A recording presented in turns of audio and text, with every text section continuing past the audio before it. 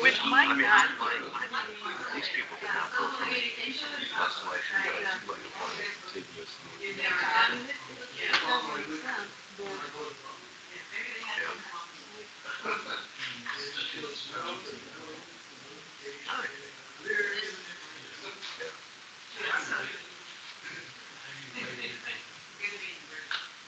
and do we vote?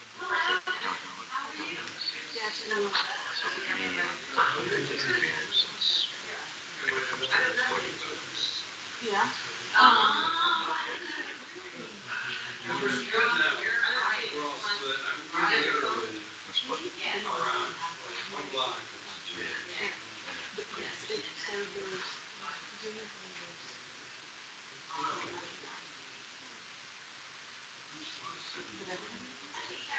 Which of course is what you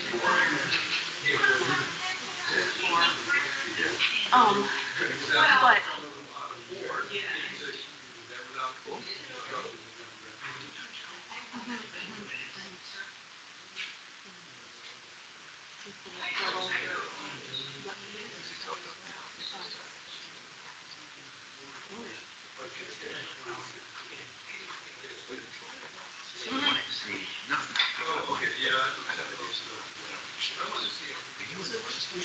always said, Greer's been doing that for 15 years. Yeah.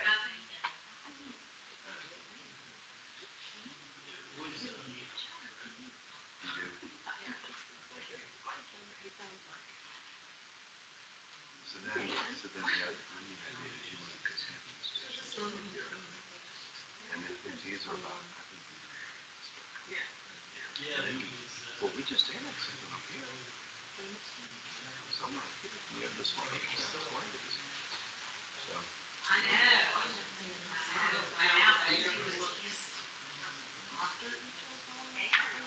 But this is up to date. Yeah, these are current. All the restrictions. It's not going to look like it's yeah, these things just really need to just start. No, I would imagine not. There you go. Good. Yeah, let's smile a little. Do it? Yeah. And I wouldn't mind when you were welcome to. Yeah. I'm gonna pull my notes up, but I always introduce everybody who's here and would turn it over to you.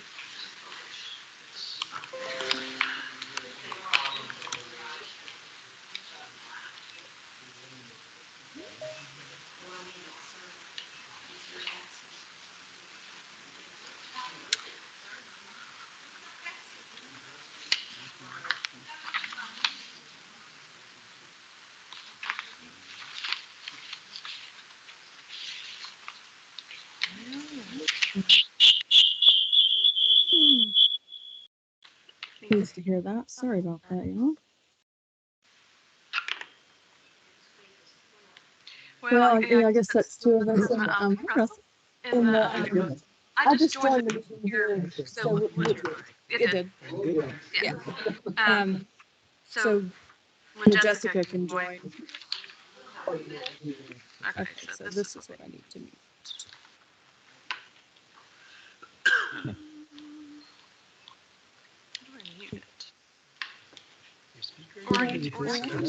Yeah, speakers muted. Microphone. I would right click on speaker icon, and do right click, and do open sound. Did y'all want? Did y'all want? Down there. I'm embarrassed I did not walk. I should. No, I'm upstairs. Sorry. When you see your microphone, if we can just turn it off. Once the speaker is good. Okay. You want me to turn that off? Yeah. Okay. Are you able to see if LaJessica's can get on?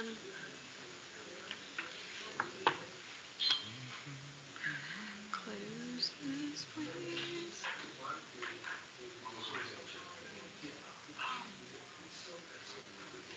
Oh, there she is.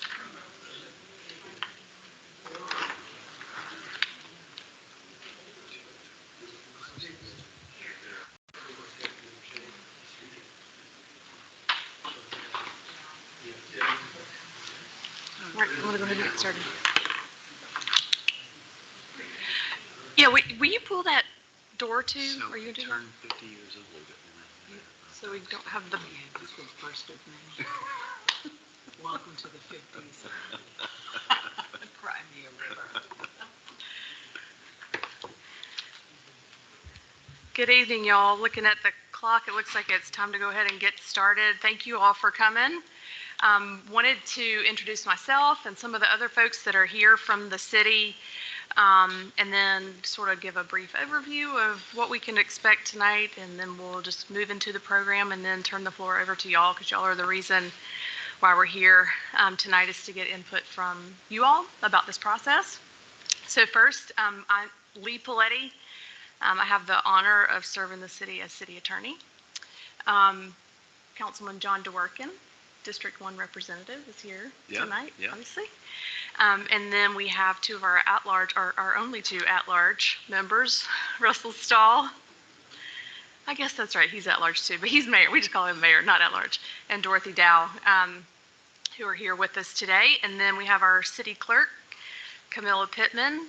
Believe that she might be the only person with the city in the room tonight who has been through a redistricting process. So we're super thankful to have her here. She's been a really helpful resource for us as we do this. And then Don from IT is our faithful AV guy who keeps us keeps us audible for you. And part of what he's doing here as well is recording our meeting, so that your input and comments can be shared with all of the members of council, not just the ones that are here. We held these district meetings. Somebody let Mr. Kilgore in, thank you. One in each of the 4 districts for the convenience of district members, but understand that we have some visitors from other districts, which we are really glad to have. These are certainly not exclusive. They were just set up for convenience sake. So anyone from any of the 4 council districts are welcome here, and of course welcome to give your input as we go along. I will, John, you wanted to say hello. I just wanted to welcome everyone to District 1. Appreciate you all coming out tonight, and how great it is to have it at the Bobby Pierce Center, which was on the chopping block at one point, and look at us now. So great center. Appreciate Councilor Dow and Stahl being here as well, and just want to welcome everybody and looking forward to today. All right, so we have part of the handouts that you've been provided as an agenda, which is not intended to be a strict outline of how the conversation should go, but just sort of a general guideline of some of the things that we can talk about while we're here. And then as I go through the presentation, I'll walk you through some of the other documents that that we have made available to you. If you didn't get a chance to sign up on the sign-in sheet on the way in, we would really appreciate you doing that, just so that we have a record of at least how many people attended. And then if you want to leave an email address or other contact information, you're welcome to do that as well. I know that our council members are interested to know who came and participated in these meetings. Then let me tell you some of the other documents that we have, just so you're aware while we're going through the process. One of the documents that you got is a written form that is available to you. We've got some pens back there if you don't necessarily want to give any public recorded input with your voice, and we do have a microphone that we're going to pass around just so we can make sure that everybody's comments are well recorded. We're making these forms available so that if you have any ideas, questions, input that you want to put in writing, or if you have questions as we're going along that you want to make notes on, you're welcome to do that. keep it for yourself, or if you will leave those with us, then we'll make sure that all of council is provided with those written comments as well. Also has our redistricting website, which has some more information available if you want to take that and dial that up at another time, or even here while we're talking tonight. All right, so let me go through the redistricting process and just take a minute to introduce the concept and let you know why we're going through this process with the city at the moment. Redistricting generally means an effort to draw council districts that are roughly the same in population.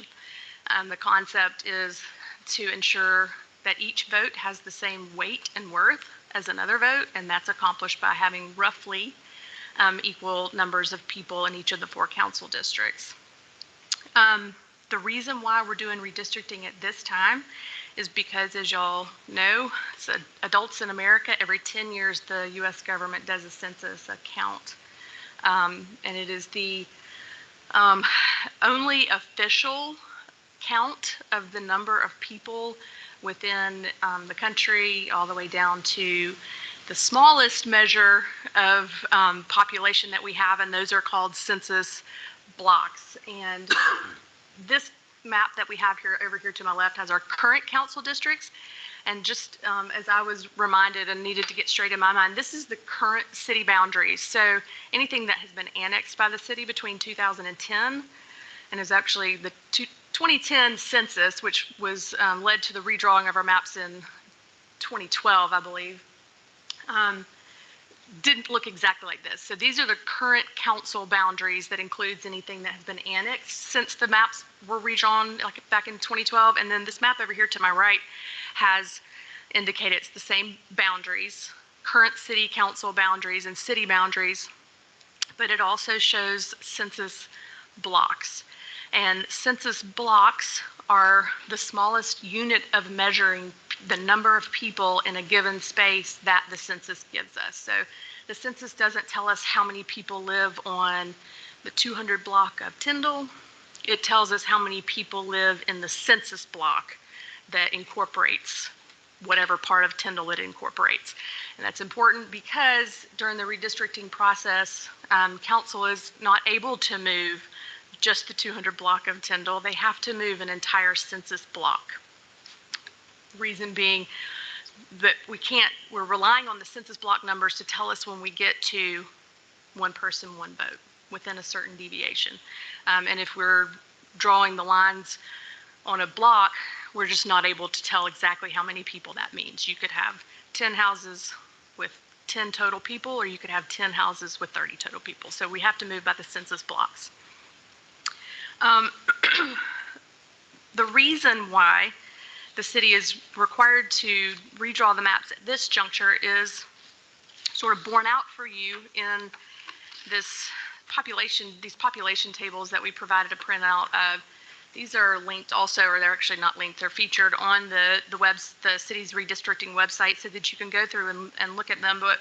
But the census data that, because of COVID, was not released until September of 2021. So the 2020 census data was not made available to any political subdivision to use the information until the end of 2021. But the story that it told for Greenville is one that most people who have lived in Greenville for any period of time would not be surprised to know, which is that it has grown significantly in population in the last 10 years, and that the growth has not been spread out evenly throughout the city. And so what you can see is that the majority of the growth was in District 4, which in these maps that you're looking at in front of us is the yellow outline, the southern part of the city. As you can tell from the percentages of growth and this last number in the first table that's in the column on the right, which is the population change needed for redistricting, is the largest number. So if the goal is to have roughly the same number of people in each of the 4 districts, then we take the total number of people that were counted in the city during the census, not the current population, but what the 2020 census data tells us, to divide that by 4. And that's what we call our goal number. Now, the law doesn't require that the districts be completely evenly populated. There's a recommendation that the districts be no more than 5% above that goal number or 5% below, which just allows for some discretion in the political bodies that are drawing these boundaries when they're attempting to keep together certain neighborhoods or what we call communities of interest, if they're required to balance each district precisely, then that could lead to some unintended consequences. And the law doesn't require that they be exactly even, but that they be even within a certain deviation is the technical word that's used in the redistricting language. So you can tell that District 4, which is the yellow district again, has grown significantly in population. And to reach that exact goal number would need to transfer exactly 5,800 people into other districts in the city to get to that goal number. And then the flip side of that, as you can see in districts 2 and 3, is that they need to gain significant numbers of people, 2,200 and 2,600 people, if they were to get to that exact goal number. So what you're saying is District 1 is just about right. District 1 is just about right. So District 1 is, we figured out today, 5.81% from the goal number. That is, if they get to the goal, they need to gain about 1,000 people, a little less than 1,000 people, to get to the exact middle number. But to get within 5% of where they are, I think we figured out it was 144 folks that need to be added to District 1 to get within the 5% deviation. So that's why the city is doing this process, is to attempt to balance the population within each district so that we achieve the one person, one vote goal. Now, in doing that, the law over time has given council certain criteria that it is obligated to consider and follow while it is going through this process and redrawing these lines. And the last piece of paper that we handed you is a resolution that council passed. And you can go through and read it, and it gives you a lot of the language about their constitutional reasons for requiring redistricting and requiring the redrawing of maps at certain intervals. That interval being in America every 10 years, presuming that the census data tells us so. If Greenville had grown evenly across all 4 districts, then there may not be any need to do that. But because the concentration of growth was in one district, then that's why we are where we are. And then council has committed to following the criteria that you'll see listed down the bottom of the first page of the resolution that you've got a copy of. Obviously, the first goal being one person, one vote within an accepted variance or deviation. The Voting Rights Act compliance, which means that our voting processes will not discriminate against any voter based on their race or their color. And that includes the way the districts are drawn. The districts will be drawn contiguously so that all parts of the districts are connected to each other. And that is morphs into this number 5 criteria that the districts will be geographically compact, meaning to the extent possible, which means that you can't skip over certain population groups to reach other population groups, which is why you don't see any blue circles inside the yellow district or color vice versa. The shapes of the district will be one shape. One of the other criteria, the one that kind of sandwiched in between those two, the compactness and contiguousness, is the minimizing of the division of voting precincts. Ideally, you wouldn't have people who live in 3 separate districts voting at one voting precinct. Now, the county sets the voting precincts, and some of ours are already divided. So I think what we would say in respect to that criteria is that council will aim to minimize the division of voting precincts, but they are currently divided in some parts of the city already. The districts will be drawn when feasible with respect to existing districts and communities of interest. and as well as maintaining constituent consistency. So I think the short way and the easy way to say that is that you want to try and keep people in the districts that they're in. But the key phrase there is to the extent feasible, and we know in our current situation that it's not going to be feasible for everyone to stay in the district that they're in, and there will be some constituents whose representative will change after this process, just based on the numbers that we have to balance. Elaborate I can. So I don't know if it will be helpful, but I can talk about it a little bit more. I think another way to say communities of interest is a neighborhood. And we don't have boundaries. Communities of interest are not drawn or established already. So individual council members will establish the neighborhoods and the areas within their district that they consider to be communities of interest. And I think council would do this as a whole as well. It's not that it's just an individual process that they think are important to keep in one council district. So they're not defined anywhere. They're not, there's not a map that shows what the streets are that create a community of interest. It's a concept. We do have special emphasis neighborhoods in the city that are defined, but those are not exactly the same as communities of interest. They probably would overlap a good bit, I would say, but I think a good way to think of it is just a neighborhood. And a group of people that live contiguous to each other, around each other, that have the same interests.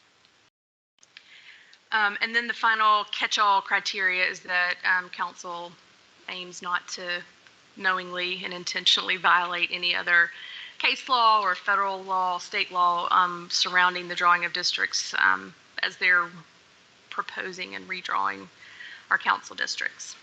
Can I deviate for 1 second? Yeah. Does anyone know where gerrymandering came from, the term? Yes, Elridge Jerry was a Massachusetts representative, I believe, and he was responsible for redistricting in the early 19th century that totally was outrageous. And one of his resulting districts resembled a salamander. I am so impressed, yes.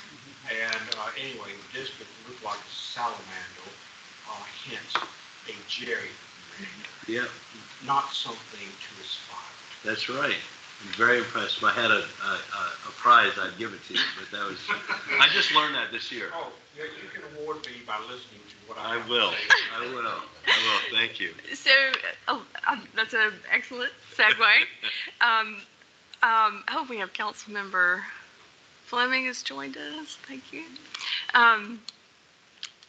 One of it's sort of the converse of some of these criteria that are specifically outlined in the council's resolution regarding redistricting is the legal concept that race may not be the predominant factor in redrawing the maps. So it can certainly be a factor and a consideration in terms of communities of interest, individual council members' priorities, but the law does not support a map to be drawn predominantly based on race. So there's my lecture. I said this in our first meeting, and I just can't resist it again. This is the first time in 30 years I've been able to use my political science degree, and I feel like there are some professors who would be really, really excited to know that I actually used some of the substance of my political science degree. So, so with that, I will be happy to do my best to answer any questions. Let me throw in another couple of things before we move to that, just for information. The city does have attorneys out of Columbia who specialize in redistricting, who have been advising us on this process along the way. LaJessica Stringfellow is one of those attorneys, and she's actually logged on via Teams. She's in Columbia listening and is available. She's my phone a friend. If we have questions that I'm not able to answer, she certainly can help us. And then As far as the sort of the technical side of redrawing these maps, the city has a geographical information systems department, and they are super skilled in using advanced software that I don't know how to use. Russell probably does, and he could tell us how to do it, but it's some pretty technical software that they use that they have imported or built in the 2020 census data, and then they use a program that's a proprietary program called Esri Redistricting that allows the GIS staff to go through and essentially, and our council members have seen this at work, Carmen can go in and say, okay, I want to move this census block from 4 into 3, and just click on it, and then instantly it will tell her how many people move out of 4 into 3, and how close that gets you to our goal number. And so, while it's the program's pretty technical as far as building it so that the numbers are accurate and tell us what we need to know when we move the census blocks around, the concept is fairly simple. You're moving census blocks from one district to the other, or vice versa, to get as close to the goal number. It's used to help model and move, right? Yes, sir. How these differences will get reshaped. It's not a software tool that lays out a suggested. No. A suggested. I say that, I don't, Russell, does it have the ability to, yeah, I don't think you could just. It doesn't, but the beauty, John, is it is real time. So you can model it, just move things around and tell you immediately where it's not sophisticated enough to be able to, especially on the race measures, be able to suggest. It does have a feature where it checks in the background the criteria, though, the contiguousness. So, it's a computer it's computer software. But if you draw a salamander, it's going to say, that doesn't pass the eyeball test when it comes to being contiguous and compact. It's a computer program. I don't know that I would give it the final say on whether it would pass constitutional muster, but it'll tell you if you're heading the wrong direction. Because we do have people online, we'd like to ask that the questions be by microphone. So if you'll just raise your hand, and I'll be your Vanna White for the evening, okay? Thank you. I have two questions. One is, what is the timetable with which you're working, number one? And number two is what, given all the annexation that the city is doing, what impact is that going to have on single-member districts and the at least a stated goal in creating single-member districts to ensure that Black people in the city of Greenville would have meaningful participation in the process? Yes, ma'am. Thank you. So the timeline, the city does not have any elections in 2022. So the next city elections will be in 2023. The filing deadline for those elections, for anyone who wants to run for the open seats in 2023, is the end of March 2023. Council is committed to getting the final map redrawn as close in time as they are able to that March deadline. I think that based on the timing of these meetings and the presenting a draft map, which will then go back out for public comment. So this is not the last opportunity for comment, but once there are drafts available to review, or a draft, there'll be more public comment. That I think council's hopeful that by the end of the year or the middle of January of next year to have this process completed. And then as far as access or the impact of annexation, annexation would have a practical impact on the outcome of elections after the redistricting process, but the numbers and the way that the maps should be drawn and evaluated for the one person, one vote is based on the point in time information of the census in 2020.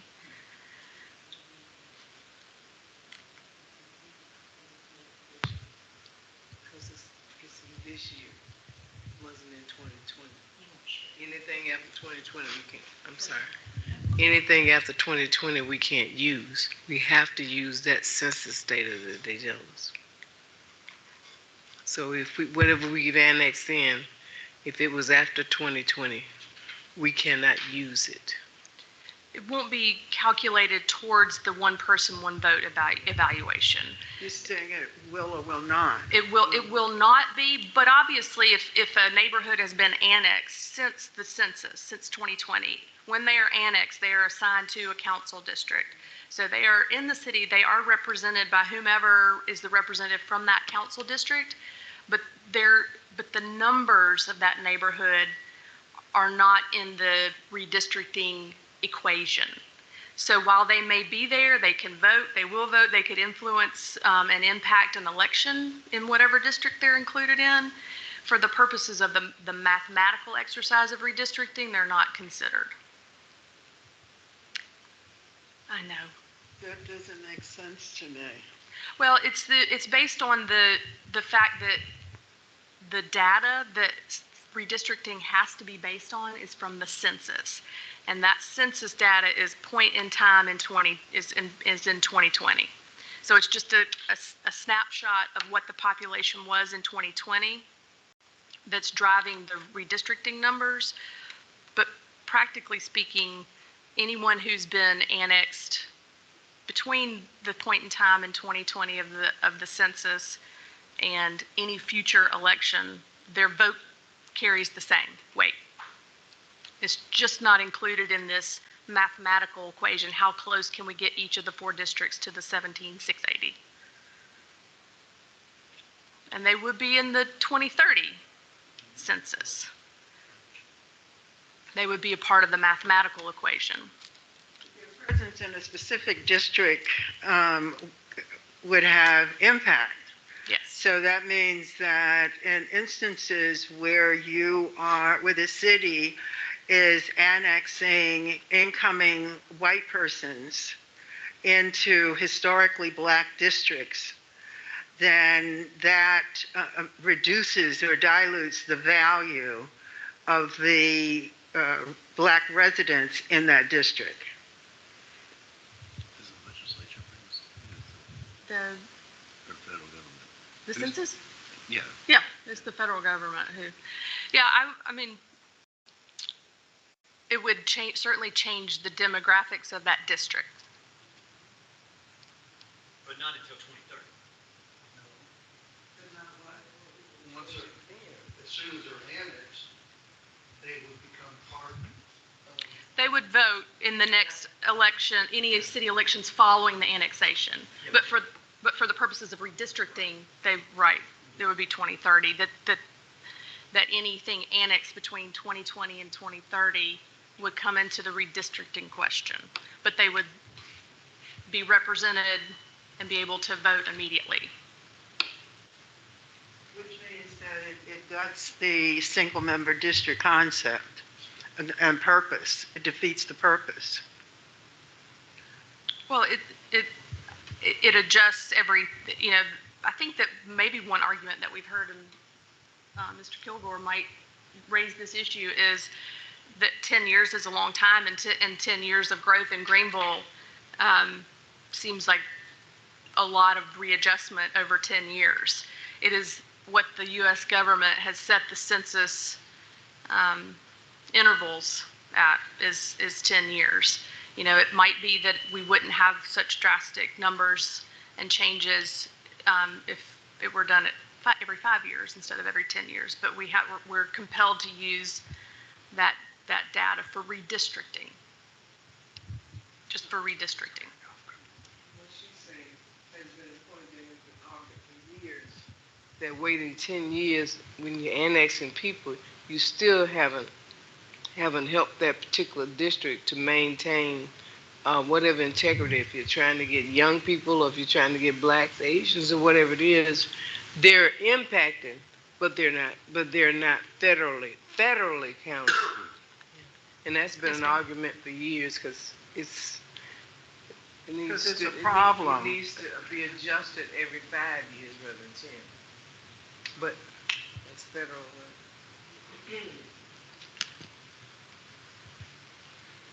I'll jump in. Yes, sir. I've attended all previous meetings, and Michael Kilgore, I've attended all the previous meetings, and some things have arisen that I've asked questions about, and at this point, I'd like to get some clarification. For the city website, after this meeting, city staff will get together with the professionals and start drawing draft maps. As I understand it, it's been represented there are no draft maps. So this is a process which will take place in November. There'll be no public input as to the actual meetings of sub-quorum groups of city council people who will present their input. And at some time in December, a draft map will be released. The city website says that there will be a public forum for comment on the draft map. Understand that these 4 meetings, really after 9 months of the city resolution passing, we don't have a draft map in front of us. We can't comment in particular about anything that has been discussed because there's nothing up there for us to discuss.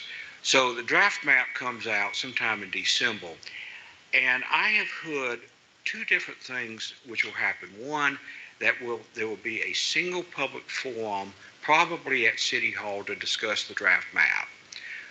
The second thing is that there may not be enough time for a public meeting, and that the public forum will consist of basically going online and presenting your comments in written form. Has the city committed to having an actual meeting with live people? Yes. Yeah. It has not been. Yeah. It hasn't been scheduled yet. When we have a draft to do that, then it absolutely will be. There will be a public in-person meeting. The opportunity for input before the draft, once a draft is made available, and then until the time that city council passes it, it would always be open for input. And I imagine individual council members direct conversations after a draft map, but there will be public forums for it. We'd insist on Yeah, that. we are committed. We did that. Okay. It had been mentioned that there might not be, the form of the public forum might be input via website. Right. Always of that avenue will be available, but no, sir, there will be a public meeting. So then we go from the draft map to the final map. Again, that transformation is not subject to public scrutiny. And once the final map is released, probably in January, the only opportunity for public comment is going to be before 2 council meetings, likely in January, where each of us gets no more than 3 minutes to comment. So in effect, there is no public comment session on the final map as there would be for the draft map. No, public sessions will not be at City Hall. They'll be similar to this, where people can ask questions and say something.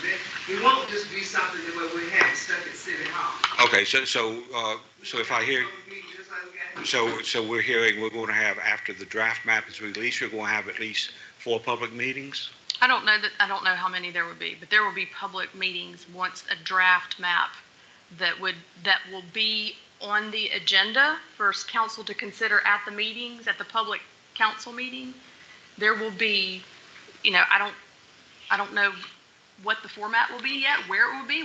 We have a bunch of venues that we can use based on the numbers that we had. I would imagine it'd probably be at Unity Park Welcome Center because we've got some options there. But no, there will be a separate public meeting similar to this, I think I would say, before it goes on the council agenda.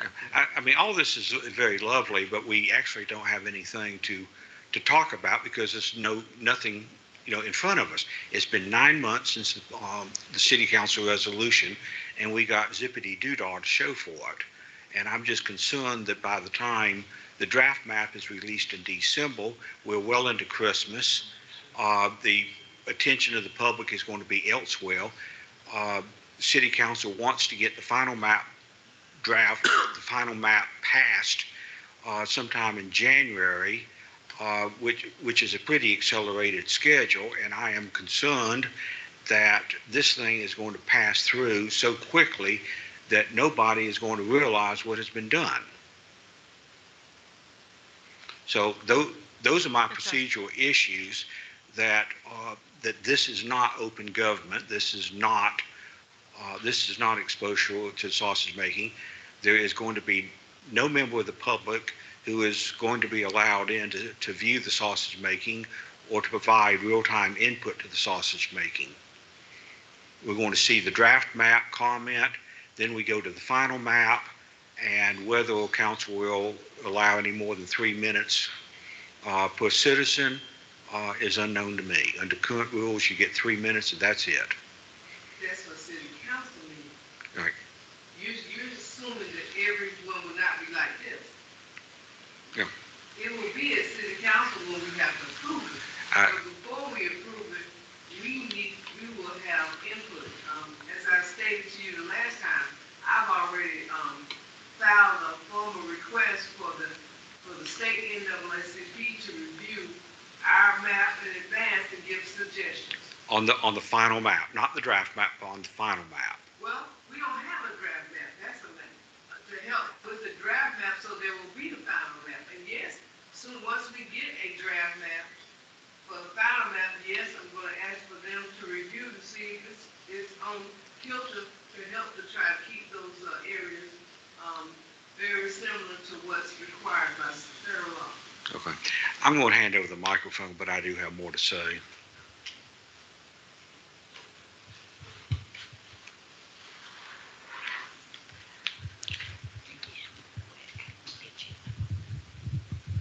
Yeah, I think what we are seeing is the rapid growth is creating certain problems, and it's with the annexations. But what my 2 cents is, I live in a neighborhood that's in 2 districts, and I would like it in 1. And that's, you talk about, I live in Overbrook, and we're in District 1 and 3. And it would be nice if we were in, pick one, I don't care. But it's, we have a defined neighborhood, we have a charter, and that neighborhood is split. So Yes, sir. that's all. Yeah, and it's interesting. It's nice because I get to talk to a couple of council people, but. Well, it's funny in that district because it is, I bet you if you got Ken Gibson and me sitting down, we could kind of see where the district is and isn't for each of us. So we've kind of stopped doing that and just both have kind of owned it. So, but yes, to your point, for sure. Yeah. Mr. Mitchell. Alan Mitchell. I just have a couple of questions regarding the work. We've been having these redistricting meetings for several weeks now. Is the staff already working on the draft based on the input that we've already given? There's been, ideas that have been consistently bubbling up that our GIS staff, they've been either listening in real time or have reviewed all the public meetings. Yes, sir. So there's work that's going on. We wanted to have all of the meetings in here if there are themes, but we wanted to hear from everyone. Okay. And the next question is, are you looking at the statistics that you present here? Sorry. Showing the racial breakdowns and the ethnicity. Is that also going to be presented when you do your draft map? Will you have any statistics like that, or are the statistics strictly based on the population from 2020? Yeah, the way that I understand it, Russell, help me if I get this right. Get this wrong. The racial background, the racials, yes. It will be on there. Yes, it will be. The absolutely. Department of Justice. That's a really important piece of it, and trying to maintain the minority districts, which is going to be difficult, but the racial component is critically important. And they'll be a big part of it. And it is, we're balancing this race can't be the predominant factor law over here, but the Department of Justice specifically recommends reporting and including these statistics as you see in these tables they're on our website that have the breakdown. And I think that what I understand is that 2020 as opposed to 2010, people had a lot more options for indicating race and ethnicity than they did in 2020. So you've got a lot of information that's broken down, but the way that we've assembled it in these charts and what's plugged into the ESRI redistricting program is the way that the Department of Justice has recommended that you include those statistics, but they will be a part of it, yes, sir. And that's also the reason that Lillian's district is kind of weird and spread out, is specifically for the racial breakdown. Okay. I just want to make sure that I'm understanding it right. We will get a sheet like this with a new map, and the numbers will be different because they'll be based on the new map. Is that a good understanding? That will definitely be available, yes, sir. Okay, thank you. We'll probably leave the 2010 out of those graphs because I think by the time we get to that draft information, I think we might have moved past the 2010. That's been offered just for comparison so we can illustrate the rapid growth and where it has been in the last 10 years. When there's a draft ready for public comment, I would recommend having these 4 meetings like the city has done. We live in District 2, but we're at this meeting because schedules didn't work out. And having 4 meetings at different dates. Now, I don't know if that's all doable given the time frame you're working at, but I would. We'll make a way so that if it means extended time frames that we're offering, we tried to accommodate folks who are working with these later hours and that we've done these 4 meetings. We hear and understand that we need. We really need to commit to that. That's a great idea. And then to go on your comments as well. I mean, the more public input that we get, the better it's going to be. No doubt. Yeah, if you just have. Yeah, if you have 1 public meeting. Yes, sir. There's going to be a lot of people who can't make it. It's going to be lots of people there. Right, this type of venue is yes, sir. Better. The final approval, you get the final plan. It's a vote of the city council. What? Yes, sir. Majority vote. Majority vote. Yes, sir. By ordinance, right, which will require two readings, at least 6 days between each reading. Okay. Generally, we have 2 weeks. Okay. Okay. Sir.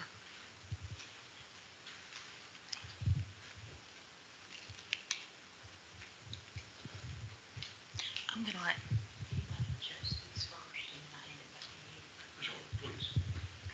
I have a request in doing this. Since District 4 has just exploded as compared to the other ones had similar increases, is there a way in using that plus or minus 5% to make the rapid growing census districts in 4 like negative 5% so that District 4 is kind of the smallest of the 4, anticipating that it's abnormal rapid growth, so that as we move forward for the next 10 years, we don't get to this where it's 50% growth rate. You see what I'm saying? Because I'm sure, I don't know exactly what these blocks are, but I'm sure some of that must be some of this downtown condo and apartment development, this density. It is. And so it's likely to continue to be a lot of density going in there, and I don't know who's going to absorb that. Yeah, so that would, I think downtown density is not going to be in 4, but 4 was Hollingsworth, right? That was totally undeveloped in 2010, but there's still space out there. Yeah. There's still multifamily going in out there. So But I mean, just thinking since you've got to look, you do have, it's 5%. It is. But still, if you kind of undercut them by 5 to start out. And that's one point that Mr. Kilgore has made over the past 3 meetings is that 4 started out in a little bit of a hole because it was 10%, 11% larger. 11% larger, but what was the deviation? More like 6? It was +6, Plus and other 6, districts right. were basically -6. Right, so. And I can give you the particulars. Yeah, it got compounded over time. So that's an interesting. And then lastly. Joe, I think that's a great idea, especially since most of the growth has happened to the far west, where the apartments have gone in, or the far east, I mean. And you're also going to see us in the next 10 years building some of those donut holes as well, some of those enclaves, which have some significant populations as well. So I think that's a great idea. That this is growth. And I think that's something that, because the law does allow for that acceptable deviation, that council can consider. What's going to make it really difficult, though, is that you're taking 4 is very, very wide. And so if you're taking pieces of 4 and putting it into the other, even with that deviation, that's going to really impact those minority districts pretty severely. Well, and that goes to my second point here. Yeah, I think John could probably pick up some by working away his crescent around and not adversely affect it. But based on the math, and when I've tried to run this math, are we going to be able to maintain 2 majority-minority districts? We're going to do what we can. Question. But we're going to specifically know we're going to at least have one, and the other could be minority majority, meaning that it could be so close to the 50% that it will kind of maintain, which is what we did in 2010. It was the other way. Then we got it so high, like that 48, 49%. I'm not sure where, but it was so close until it did not create a difficulty for those, because several people ran in that district and it worked out fine. Lily, when was when was that southern tip added in your district? 2010, yeah. It was Ron McKinney who went to the that's right, go to The Department of Justice. I'm serious. I had to get on a plane. I got on a plane, and the mayor was already there. He was not happy. That was in 2000. I had to go to DC. He was not happy. Not happy at all. And when we got there, he was sweating. I said, "Come back." He said, "Just ask me questions." The lady took my driver's license and asked me, "Was I black?" And I said, "Yeah, last time my mom and dad said, yeah. Both of them are black, but not Hispanic, whatever it is." And she took my driver's license, and I waited 45 minutes for her to bring it back. And finally, then they asked us 2 or 3 more questions. I'll turn and sit right there. He said, "Yes," and then he left. I said, "No, because I asked him for the phone." They wanted to meet you. They couldn't see me. Yeah. And that is a bit of the process that's a little different now, is that in 2010, there was a requirement that the Department of Justice issue a pre-clearance letter. You would submit a proposed plan to the Department of Justice, and if they saw a problem, they would say, "You need to go back and look at this." And that is not a part of the process any longer. There's no requirement for DOJ commissioners. After the council approves it, does it have to get is that done, or does it need approval from a state agency or federal agency? No, I think it's done at that point. They'll review it, but that's about, they will review it. They won't stop it, but they will review it. Unless someone sues them, a court case, then, we'll have to relook at it at that particular time. Because there is a court case going on now in Charleston. That's going to take a while. I would like to address the mistakes that were made with regard to the 2010 census in the context of the aspirational goals that were in the council resolution. The first mistake is roughshod was run all over the concept of one man, one vote. As a result of the 2010 census, District 4, 10 residents of District 4 were equivalent to 9 residents in other parts of the city. And that's just coming out of the gate. Now, with census tracts being, most of them being less than 100 persons, there is absolutely no reason why we couldn't aspire for pretty much numerical equality. The 10% deviance, as far as the case law that I've read, is being restricted and is being narrowed in judicial review. And I don't think we can get away with, actually it was more than 11% last time around. Yes, annexation and other things have contributed, but frankly, it's multifamily that's been changing. And as of right now, for every 100 people in District 4, there's 64 persons in District 3, 66 in District 2, and 71 in District 1. And that type of disparity reminds me of the original constitutional provision, which counted slaves as 3/5 of a person. As I said at the last meeting, and as a result of the last census, I was 9/10 of a man. Today I sit before you as 6/10 of a man. I am the equivalent of a slave in the original Constitution. And at the very first meeting, District 4, there were a number of people from the east side of town who say we are basically unrepresented. And there is absolute truth in that, because all 6 councilmen right now live within 2 miles of downtown. Think about it. There is nobody in this swath that is on city council. That's a lot of people who've just been left out. Contiguous, apparently this was okay in 2010 to run down one side of the road, run down another side of the road, I believe it's Malden Road in South Pleasantburg, until we get to here, and then we follow a creek bed. Not real people, not really, but a creek bed. This cannot be said to be contiguous to that. It may be technically contiguous, but it's not. Well, the federal government had other fish to fry, other interests, but I'm just saying that as an aspiration, we can do so much better. This is just wrong. This is just wrong on its face.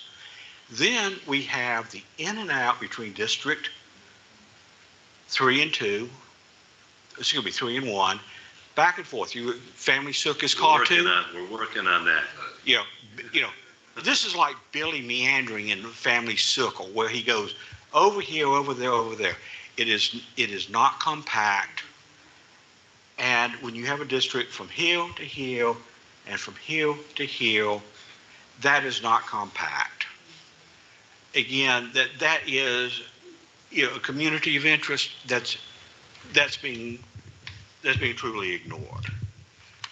I don't know what we do in this process, but I have made this suggestion that we really need to look at, rather than moving a bunch of people out of District 4 and changing the nature of the other 3 districts, I think we ought to look at splitting District 4 into 2 and then pushing a few people, relatively few people from each of the 3 districts in.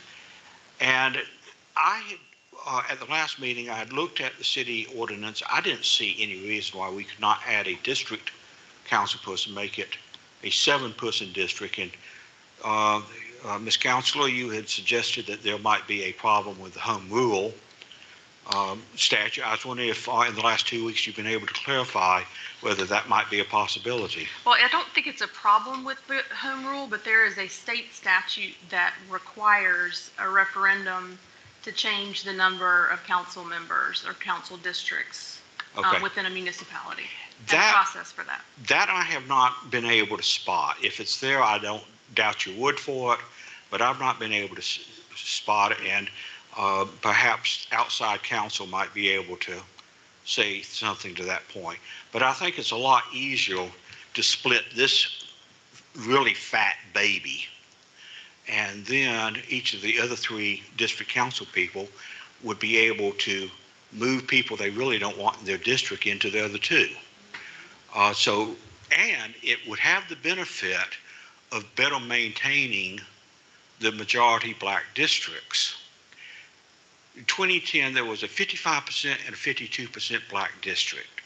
Today, before moving anybody around, those numbers are now 42 and 41%. If you move a couple thousand people into either District 2 or District 3, that is going to drive the percentage of non-Hispanic black people below 35%. The city is just asking for a lawsuit. The problem is that in the last 10 years, the city of Greenville has added 12,000 residents, but it's actually lost 1,000 black residents.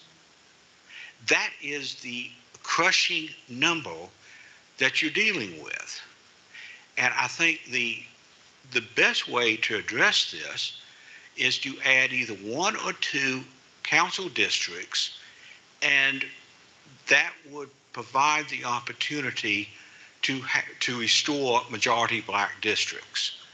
Now, I detest talking about race, but I recognize that it's important in this society to have a diverse council. I do not want to have a council 4 years from now which consists of all Caucasians. That's just wrong. And we're in the danger of seeing that happen. If we end up with 2 districts which are 32, 33, 34% black. Yeah, that's just wrong. And there is a social good in a diverse representation on council. And I really think a starting point ought to be considered about increasing the number. And if it requires a referendum, well, dadgummit, we're having primaries, runoffs, primary races in June elections. I think that would be an excellent time to amend the city charter to provide for a 5th and or 6th district. And that procedure needs to be looked into. I got more to say, but I'll give up the mic.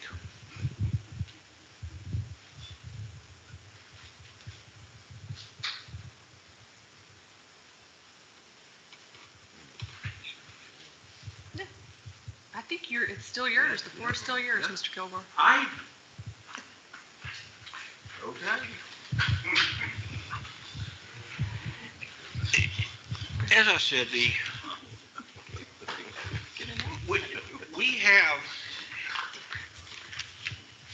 have a process, and by the way, all council people will be getting at least a 4-page letter from me shortly. It's largely drafted, and that will enter the public comment. But I've been holding my file now. It's, as I said, one underlying problem is that around downtown Greenville, Ms. Fleming, you live just to the west of downtown. All your life. Councilman Gibson lives in Nickeltown. Mr. Dorgan, East Dual Street, that's just right on the perimeter of downtown. Mr. Brasington, in a low block of McDaniel Avenue, basically at Cleveland Park. Dorothy Dow lives on Cleveland Street, almost as close. And Mr. Stahl, you know where you live. Riverside Drive, across from Blythe Elementary, where I went first through fourth grade. You're the furthest one away from downtown, believe it or not. And we're all concentrated right there. So if all 4 district people try to keep their districts, who the heck gets all of this? You know, Let me make a suggestion yeah. Yeah, so the microphone. I understand your concern. Run for office. I mean, anybody in that district can run. The fact of the matter that people that are close to downtown are the ones that elected to run. I mean, I take exception to that because the mayor moved out to Hollingsworth. He doesn't live near downtown. He used to live near downtown, but he moved out into the rapidly growing area. So I don't think that's really an issue. Well, if you'd been to the District 4 meeting at Greenville Tech, it was an issue because all of these people in the suburbs here were saying, who's our representative? Everybody, they can run and they may run. But District 3 and District 1 is what's up in 2023. And they don't have an opportunity to run because until 3 years from now. But 10 months ago they did. Well, 10 months from now ago, they didn't know what district they would be in or where they would end up at. You know, this is all new. This is all new. I mean, somebody challenges Will Brasington from over here, and then he gets redistricted out of his district. That's a lot of work. And I'm just saying, I've never run for political office, but this procedural is making me progressively mad. And one of the things I do want to say, Mr. Kimball, is that issue itself will not be under consideration. No. Because like you said, like you just said, if they want to run, it came up 5 years ago, and everybody lived almost in the same neighborhood. It says, who wants to run? If they're not going to file, don't say anything. You know, it's free. It's not like you can't do it. And so when we consider it, because I went to training for map drawing 15 years ago, they had a special meeting in North Carolina, and they said that where the people live, you can't consider where they live. He said because people have done it in the past, and they make sure the line goes down beside somebody's house they don't want to run against them, which is ridiculous. But at the same time, I'd be willing to bet that when we consider the map in December, Will Brasington is not going to be in Ken Gibson's district. Oh, no. No. That's what I'm saying, is that if you got the 4 district representatives in a tight ring around the city, that makes redistricting very, very difficult if you want to try to preserve each district representative within a district. I mean, there's going to be no incumbents running against each other. I mean, I can guarantee you that.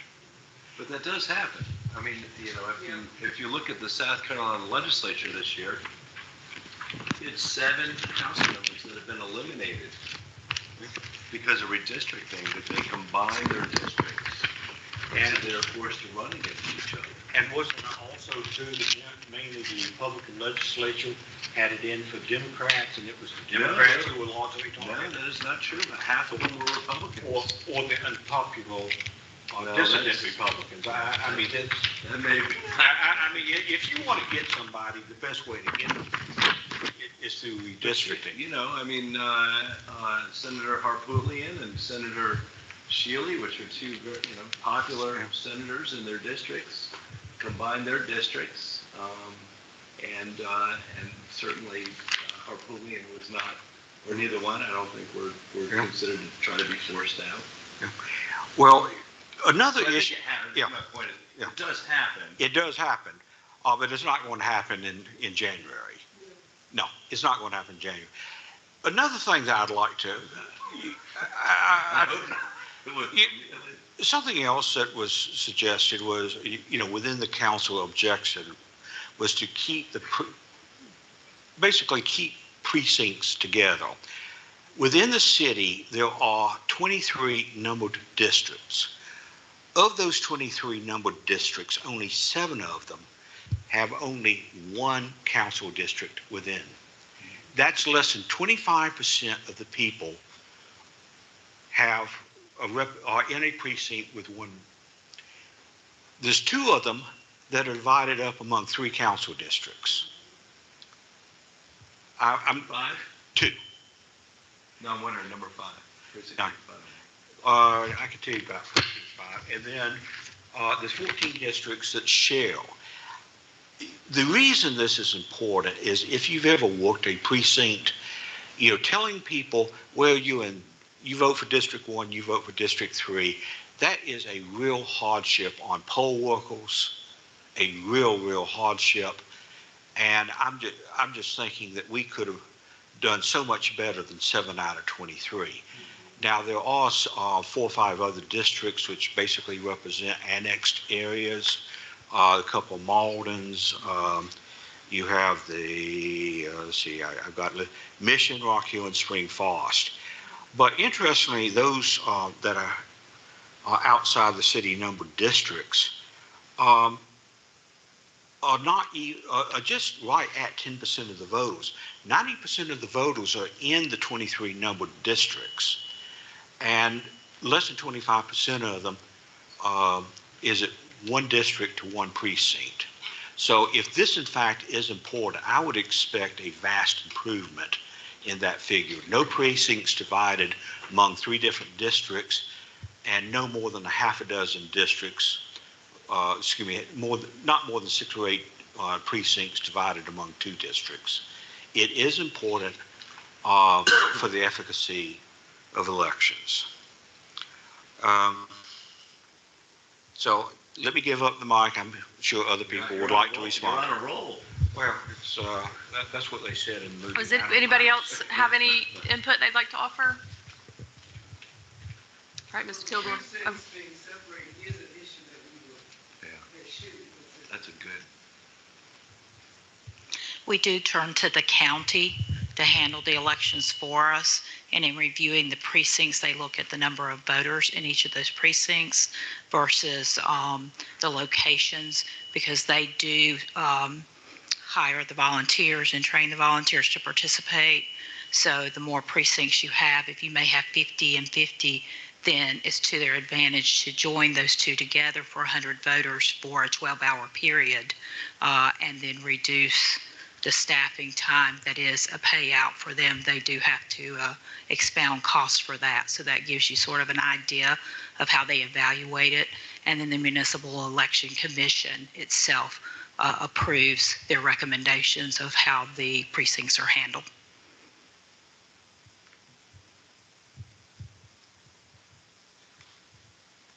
Mr. Kilgore. Oh, yes, sir. Yes. It's quiet. First Yes. of all, I'm going to let you know right off the bat, I am not from here. Okay, I'm letting you know that. I'm not from here. Welcome. But I'm sitting, Welcome to Greenville. I'm sitting, thank you. Because we got people online. Oh, all right. My first thing is, I'm thinking about this annexation, all right? How do you determine what you're going to annex? Okay, that's my first question, all right?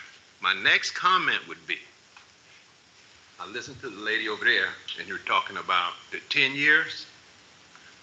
I do know for a fact, well, I think I know for a fact anyway, when you start talking about annexing, okay, you are projecting certain things, okay? And when you project, okay, like you said, the vote won't count this time, but when you are projecting that vote is going to count then. So it makes a difference right now, okay? Now, like I said, I think I know, and I'm going to give you an illustration. All right, I'm 72 years old. I'm a retired school teacher. I'm from the Low Country. In 1985, 1985, there was going to be a high school built. I don't know if y'all, Cane Bay. I knew in 1985 that school was going to be built. My college roommate and best friend is the high school baseball coach. And that was almost 20 years before that school was built. I knew pretty much exactly where it was going to be built. So when you start talking about annexations, all right, I'm not familiar with the dynamics of Greenville, you know, but I listen. And I know when you start talking about people conglomerating tightly together, okay, you're going to get a bunch of people that's right there, okay, and then you project, okay, over there, 10 years from now, these things are going to be there, okay, and once you project certain things are going to be certain places, people are going to go. So when you're talking about annexation doesn't matter. It matters, and it doesn't matter today. It matters today, but it's going to matter 10 years from now. So you have to be careful for how you do this. And we're talking about the black community. I try not to get with that too much, but you know, of course, we all think that a little. You might as well be honest. Okay, when you start thinking about if you are projecting annexing places, that's going to be close to smaller dynamics, and you project certain things, you're projecting how many people go. You may not know what race or anything, but you're projecting for that area. So you have to be very careful. And I want to, make sure that I say that correctly. I do not mean to say that annexation doesn't matter and that it wouldn't be impactful in elections immediately. Like starting in 2023, absolutely will be impactful. The numbers just don't go into the math. That's it. That's it. And also, our annexation history has been slow. Compared to Charleston, where you're from, Charleston annexed in the last 20 years, they annexed about 7,800 acres. We annexed in 780 acres. Over the last year, we've been a lot more aggressive. You probably read in the paper this morning. We've been a lot more aggressive, but we've only annexed in 150 acres. And I don't know, the population is fairly small because the Conisty annexation was a piece of it, which is not very dense. But you still are going to see, well, we're also constrained by Malden, Greer. We can only grow so much, unlike Charleston that just has gone crazy because they don't have municipal boundaries that they're constrained by. We are constrained by that, especially to the south and especially to the east. So, if you're talking about Cane Bay, then you're talking Monk's Corner, and you're talking Goose Creek, low up the road, and I don't know many other places in South Carolina see more growth than that area. That is unbelievable. That Rock Hill. Go to Mount Pleasant area. It is unbelievable. Charleston did a 2,800 acre annexation last year. Yeah. One annexation. So for me, when you ask the question, of course I think everybody understands that South Carolina, in order for a municipality to annex, you have to get 75% approval of the people who are being annexed. And so, as opposed to Florida, where Jacksonville is basically the entire county, or Mecklenburg, certainly much more restrictive here. For me, when you ask the question, how do you determine who to annex? I like to think people who want to be annexed, because if you don't want to be annexed, now you've got some vacant land in Conisty and down there that there's just nobody there, which to your point about projecting.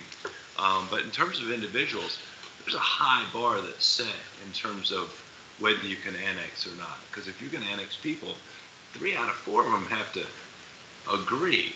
So, so for me, at least I'd like to think we annex people who want to be annexed because they'd like the city services more than their special purpose district or the county.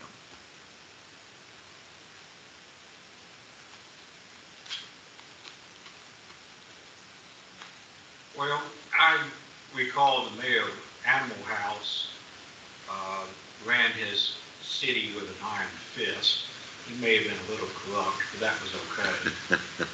But I urged my brother to use the price of water as a way to put the squeeze. Oh, Phil is your brother.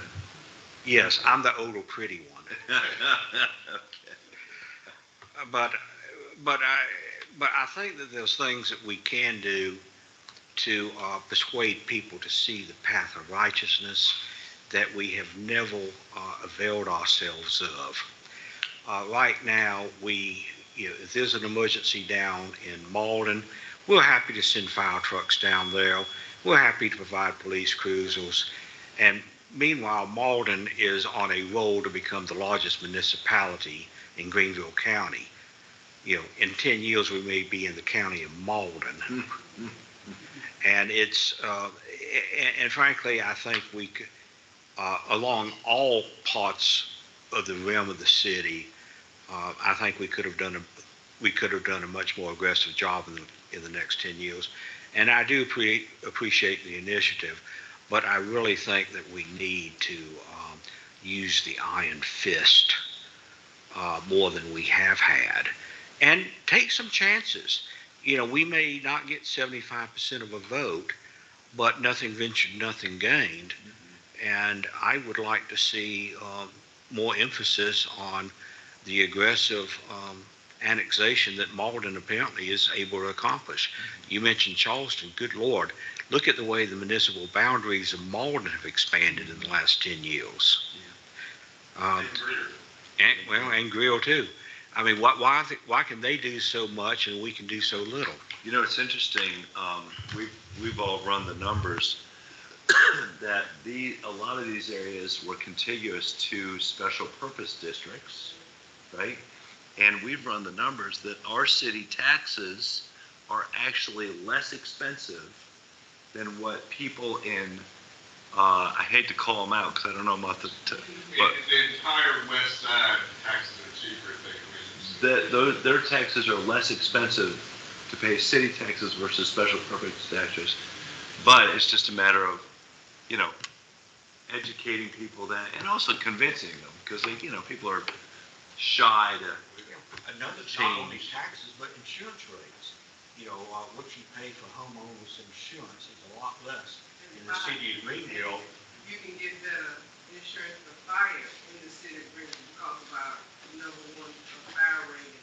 But it is something the state of South Carolina, you will not, anybody who's a friend, okay, you will not hear me say this out of this room. But we have all these special purpose districts. If we got past the special purpose, you got cities, special purpose districts, counties. I mean, you got all these places where people paying taxes. And if you just stop the special purpose, take the 306 or however many it is out here, our taxes in the whole state would be much cheaper, because we're trying to help the people in the special purpose district who are not elected to an office, and that's why they're in the special purpose district. And that started some time ago, which is actually the reason why we don't have buses like we used to do. But I've been here a long time, all my life. But I'm just saying, if you check the reason, that's the reason. So you got all these people who could not win an election. They create this special purpose district. And that's the whole state of South Carolina. Just look at it. There was a white paper done by a professor at the University of South Carolina in the 80s. And she did an excellent job of explaining in simple terms how if these 300 and something go away, these 300 and something special purposes go away, how the taxes, there's so much more we could do. We could do more roads. We could do more everything. But you got people just, it's just not good, because there's so many other little games that we should not have. Yeah. It shouldn't be that way. And that is a county decision. Yeah, especially for one of the poorest states in America. Oh, make no sense. They got 96 exemptions on the tax thing. Take them out. Let everybody pay what they're supposed to pay. If you got a Maserati, you probably pay less taxes than I do for my little Ford.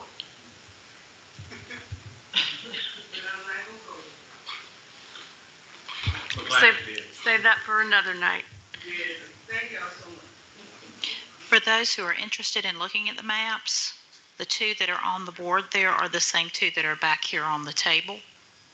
And we are, our city staff who has been here working at the community center doing after-school stuff has to stay until we're gone. So if we could, we're happy to let y'all do that, and we can make a lot of it's available online, or send email PDFs, but we do want to let our hard workers go home at 7:30 if we can. I'm sorry, my wife thought that I locked her and the 3 children out of the house. Oh, and John needs to go home now.